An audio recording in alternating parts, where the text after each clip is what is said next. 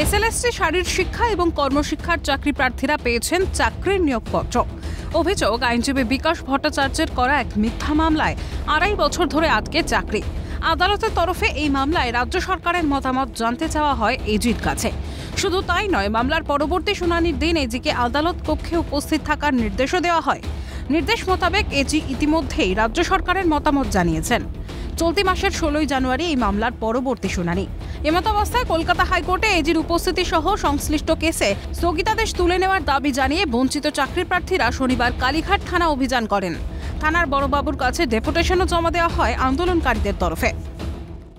কর্মশিক্ষা ও শারীর শিক্ষায় নিয়োগের দাবিতে এবারে কালীঘাট থানা অভিযান করছে এসএলএসটি চাকরি প্রার্থীরা।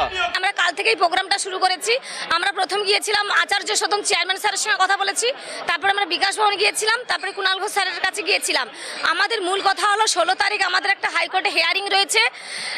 এর আগের যে হিয়ারিংটা হয়েছিল, এতদিন বিচারপতি আমাদের নিয়োগের ব্যাপারে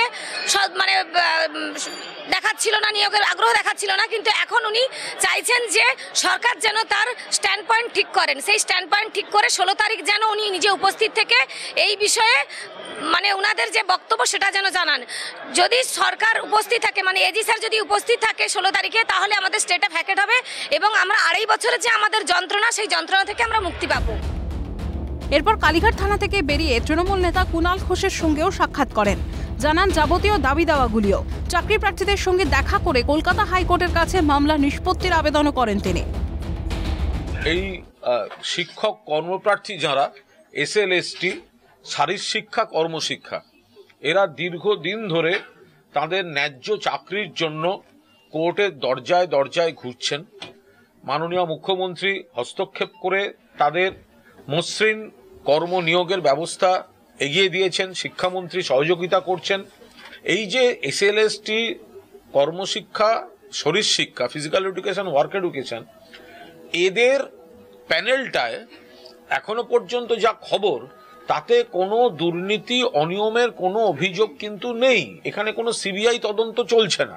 অর্থাৎ এরা কোন কোন স্কুলে জয়েন করবেন তার চিঠি পর্যন্ত পেয়ে গেছেন, কিন্তু বিকাশবাবুরা অন্যায়ভাবে মামলা করে আটকেছেন এবং যার ভিত্তিতে মামলা হয়েছে, যিনি মামলাকারী, তিনি যোগ্য পরীক্ষার্থীর মধ্যে পড়ছেন কিনা সেটা নিয়েই সন্দেহ রয়েছে এনাদের। এরা যে রেকমেন্ডেশন লেটার পেয়েছে, স্কুলে জয়েন করার যে স্থগিতাদেশ দেয়া আছে, এই অনৈতিক যে দাবিদার, এই স্থগিতাদেশের যারা চেষ্টা করেছিল, দয়া করে মহামান্য বিচারপতি তিনি বিশ্বজিৎ বসু দয়া করে স্থগিতাদেশটা তুলে নিন। 16 জানুয়ারি মামলার পরবর্তী শুনানির দিন ছিড়বে কি ভাগ্যের শিকে, সেদিকেই তাকিয়ে সকলে।